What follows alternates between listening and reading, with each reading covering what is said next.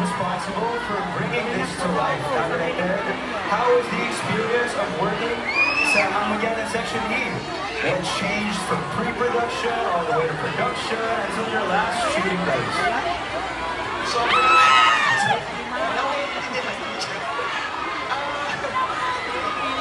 first thing you for coming here, but kalma lang tayo. Sana walang magkakasakitan sa likod dahil sana mapanood yung mga nasa mga mga kaya kung pwede yung nasa but actually hindi ko na-hearing yung sarili ko but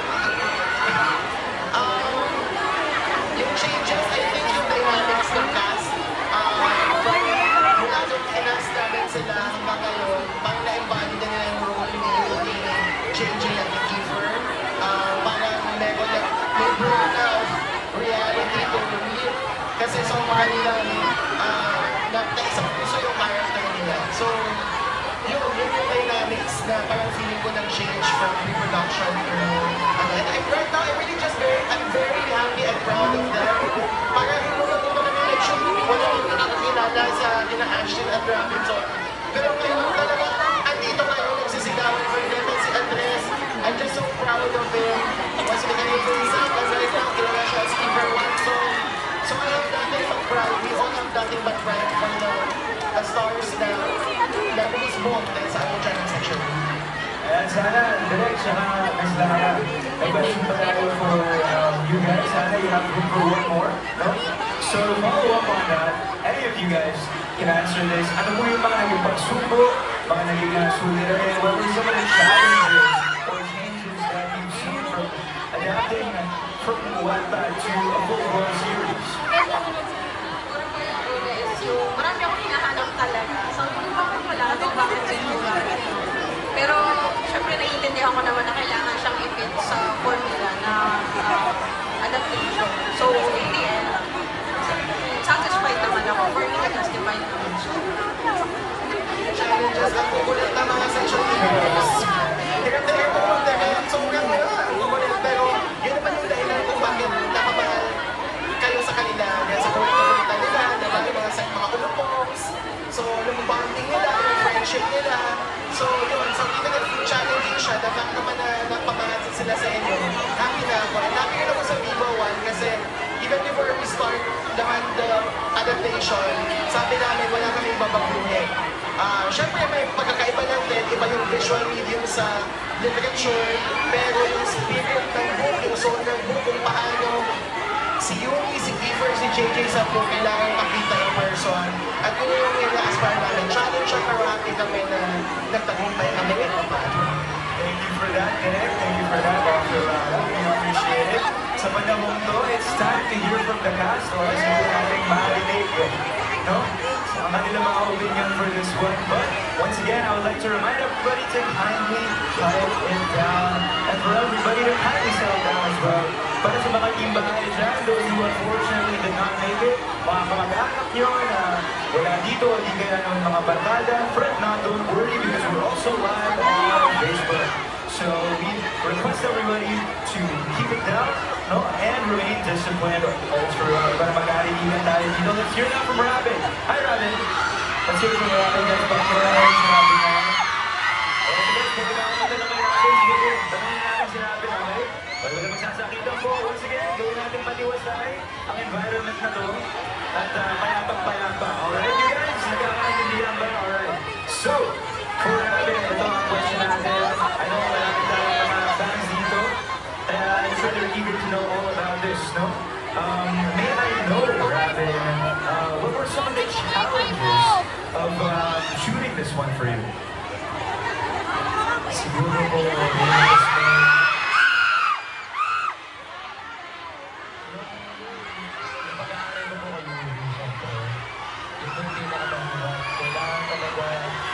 basta ko yung buhok. Nagpakulitin ako ng buhok para dito. Sa tulong naman nila director ng buhok ko, nagawa namin sa meron mga characters na rin na ayos. And sa pagtanggap ko rin sa akin, syempre maraming salamat. Thank you for that answer. Salamat sa kataguan niya. Grabe. Now it's time for the Mutya herself. Ang ating resident Mutya, si Ashton. Hi, Ashton.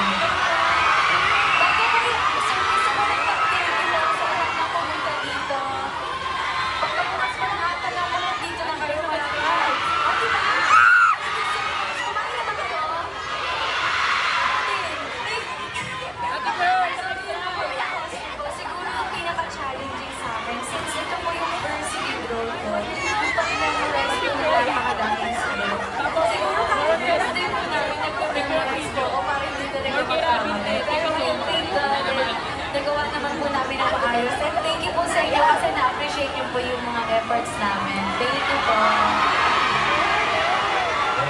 Salamat din tayo sa kanilang dalawa para sa dedikasyon nila.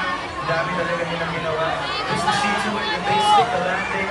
At alam natin talagang ginalingan nila ng gusto. Speaking of love teams, right? I think it's time to segue now. And it's time to hear from our young hard rock over the rings around this new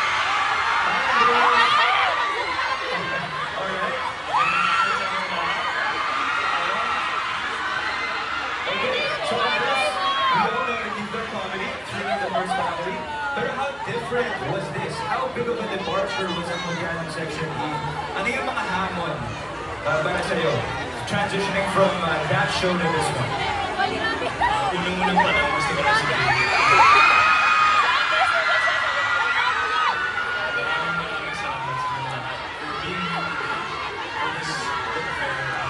The support for the show, and of course the Dolphins. It's really touching to all of us in the cast, production, and especially at the Aura. So thank you guys for being here. And secondly, this show means a lot to all of us. And for me, it's not a first doing a direct section.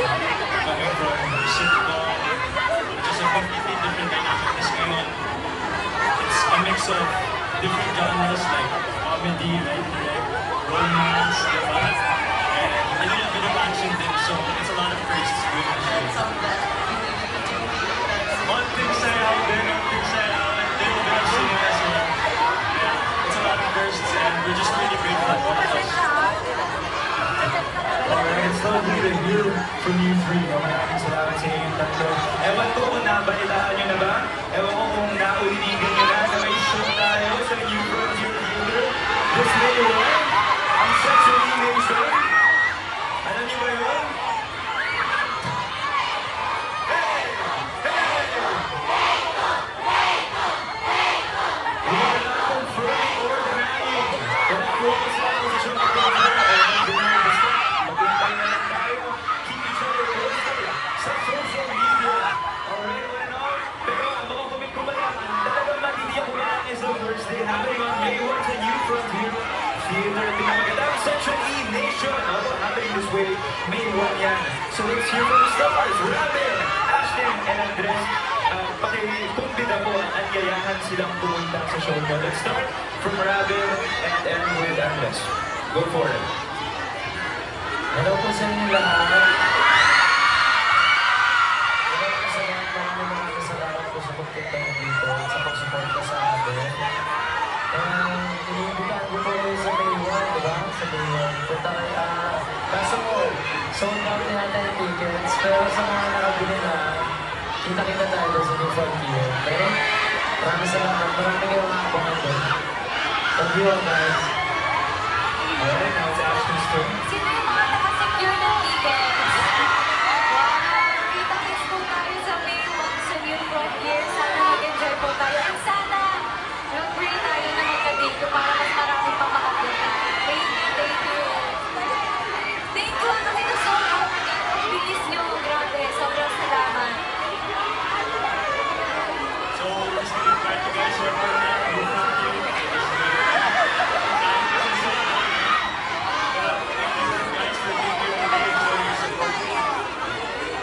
Thank you to the three of you, and thank you to the rest of our panel just like that. At tapos na naman ang isang thrilling na interview just like this. Thank you so much sa mga panelists natin. To Sir Ryan. Hi, Sir Ryan of One Band, directed. Hi, directed. Ms. Lara Flores. Hi, Direct. And of course, Robin, Ashton, and none other than Andres. Thank you for your tatlo. Pero we have something else lined up, okay? So, with bated breath, pakiintay lang ito sa panaming pasabog, okay? So, at this juncture, at this point, let me ask everybody except for Ashton to kindly vacate the stage. Bye-bye. Thank you guys. Ayan, sabay-sabay na guys.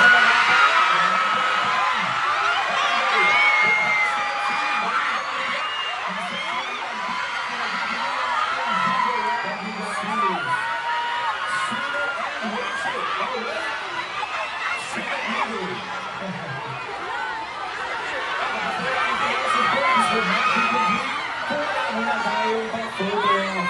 So let's go ahead and do that.